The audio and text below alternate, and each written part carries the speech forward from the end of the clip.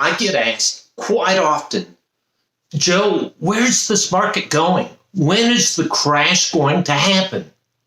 You know what? I'm going to talk about that today. Stick around.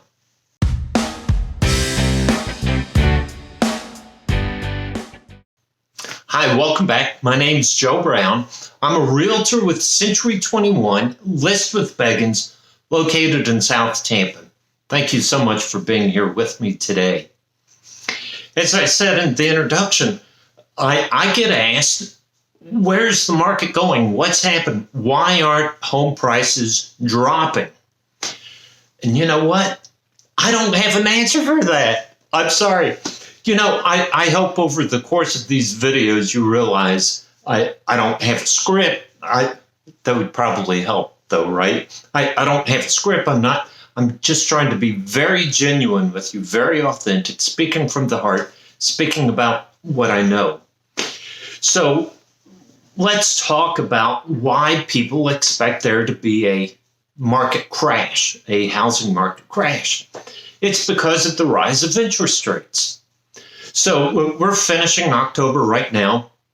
We finished December of 21, and interest rates were about 3.25. As of this morning, interest rates were over 7%. So in 10 months, they have more than doubled. And that has absolutely impacted what people can afford for a house. And so the thinking is home prices are going to drop because interest rates have gone up, home prices are going to drop. A couple factors are still affecting the market, right? And that is the number of buyers still out there and the number of homes currently on the market. So if you've been with me with my monthly market update, if we're under 6 months of inventory on the market, that is a seller's market. Now, when I go back to February and March, we had 1 month of inventory, even less than 1 month, and homes were flying off the market. That was a very strong seller's market. And I'll talk about that in a second, right? It was a very strong seller's market. Right now, we're at 4 months of inventory on the market. But to get back to where we were in 2018, we have to go to 1,500 homes on the market. Right now, we're about 500. So it is still a seller's market. However, because of what people can afford, the houses are sitting on the market longer in some cases, right? And you still see some price acceleration. But again, not like we experienced earlier in the month. And stick around because I have a fantastic chart I want to share with you at the end that's really going to drive this point home. So it's still a seller's market. We're seeing some price acceleration, but not everywhere, right? Just this week, I wrote 2 offers on homes, and both of the offers got beat out by offers over asking price. It was a multiple offer situation. So you hear the market is shifting, but it's not a total shift. You still see multiple offers, homes going more than what's listed, right? So, and let me go back to the sellers. Some sellers, I'm not going to generalize and say sellers, some sellers are still in that mindset of, oh, people are going to pay me outrageous sums for my house. That may be true in some cases, but generally, sellers should not expect that. And you'll see that when homes are listed for sale, after 10 days, 14 days, 30 days, right, the price gets adjusted down. And that really goes to the real estate agent you use being a trusted advisor, being honest with you. Listen, I can say nice things to you all day long. But in a real estate agent, you really don't want me to say nice things to you. You want me to tell you the truth. And so you may say, I want $800,000 for my home. I'm going to say, listen, your house is really valued about $670,000, right? I'm going to be honest because my job's not to list your house, it's to sell it. So I'm getting off track. So let's go back with the market crash. So I read an article yesterday. It's a blog from an economist who talks about the impact. How long does it take for an impact to take place in the economy? And he was talking specifically about the rate hikes that the Fed has put in just this year.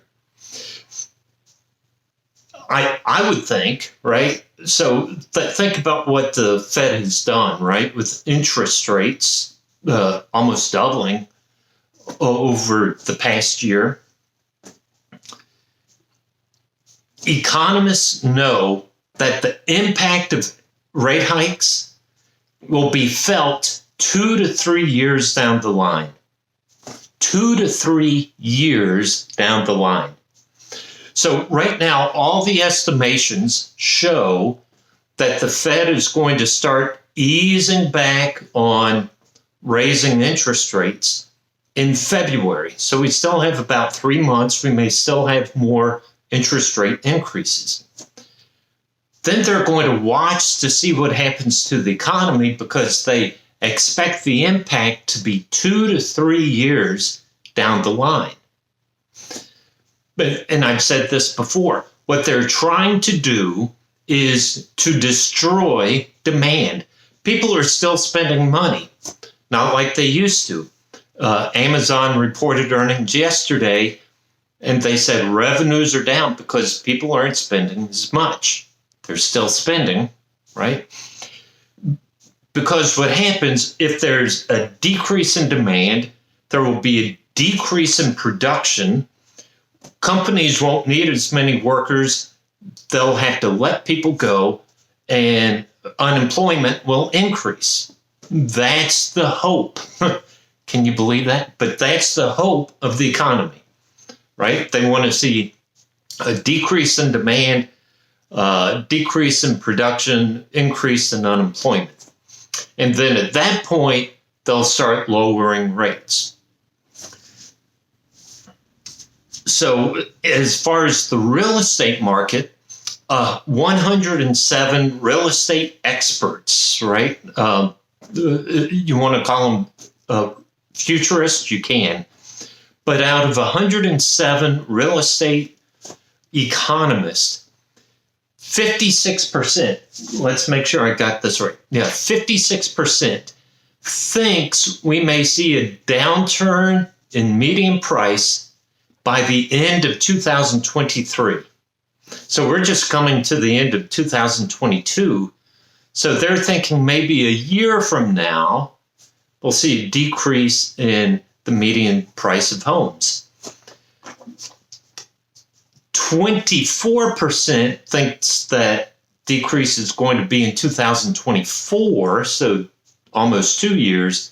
And then 13% thinks it's even back to 2025, right? 3 years down the line. So the people that are expecting an immediate shift in the market to where home prices are dropping, yeah, that's not in line with the real estate experts predict. The soonest would be towards the middle to late of 23.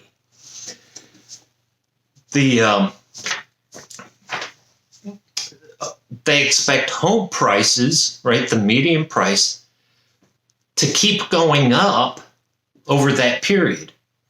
And it really puts the people who are wanting to buy a home into a crunch. Because these same experts, real estate experts, expect rent growth, right? So the people who don't own, who are renting a home, they expect rent growth to outpace inflation. They think inflation is going to come down to about 4%. They expect rent growth to be over 5% over the next couple years. So what does that mean? The people that want to buy a home but can't afford a home now are going to rent. But their rent's going up, which means they can't save enough. And these people are going to feel the tight squeeze, which is terrible for them because home ownership does so much for the family structure, for the community, for the schools. So I really feel bad for the people who right now are renting, expect rent increase. But here's the issue. If you are renting and you say, I want to buy a home, but I'm going to wait for prices to come down, well, you may wait, according to these experts, maybe 2 years down the line. What happens in 2 years? Your rent goes up, right? So there's a saying in our office that you buy the house, but you rent the mortgage. If mortgage rates right now are 7%, buy a home, right? Because then in a couple years, if interest rates come down, you can refinance your home to lower the mortgage. I know it's not ideal because what you can afford at 7% is almost $200,000 less than what you could afford at 3.2%. So it's, you're not getting the home you could have months ago. I did a look today, and this is a graph I mentioned earlier I'm going to share with you, looking at median price. And this is going to tie in with my question about when home prices are going to drop. This graph will show the median home price from January 2020, so before the COVID shutdown, to October of this year. What I did is I just narrowed it down, right? Let's just do a standard 3-bedroom, 2-bath home in South Tampa. Again, the 5 zip codes of South Tampa. Typical 3-bedroom, 2-bath home. Look at this chart. In January 2020, the average home was $320,000, right? Like $320,500. January 2020. Look where we are now, October, $535,000. Well, let's go back to just January of this year, right? So January 22 to January of, or January 20 to January 22, average home price is $420,000. So in 2 years, the average home price, median home price, has gone up $100,000. That is 31%. That's a 31% increase in 2 years, average 15 years a year. But from January at 420,000 to October, which is 535,000, that's a 27% increase just this year.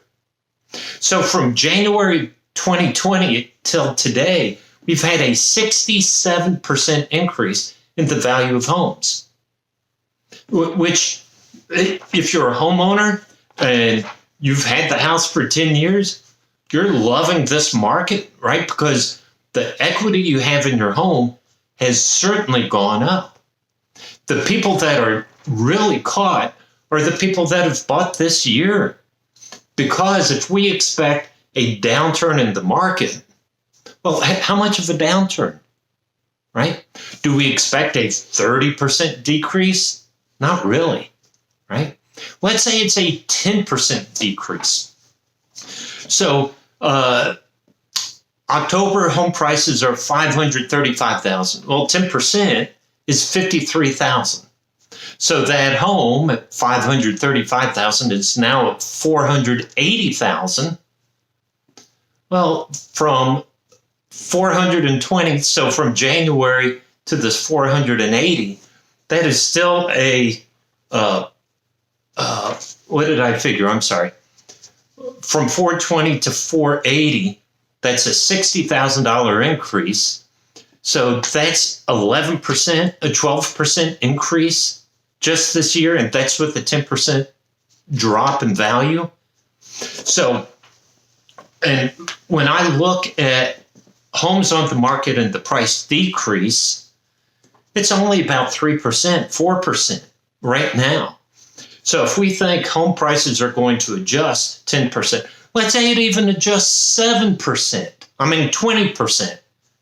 But we're still up 7% for the year. You see, if you want to buy a home, now's the time to do it. If you want to sell a home, now's the time to do it, because equity is up.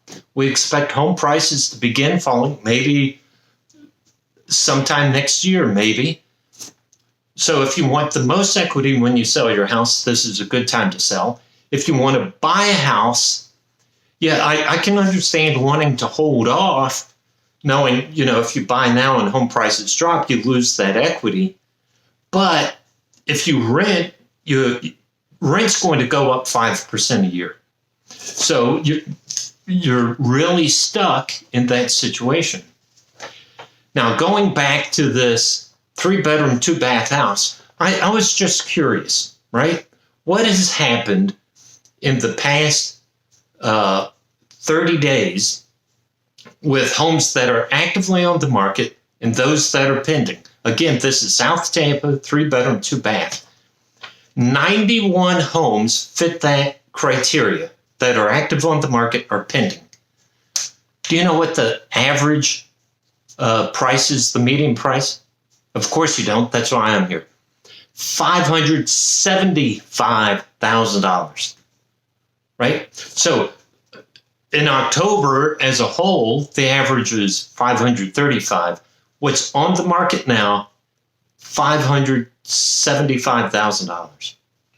And even with the 10% decrease, that's $57,000.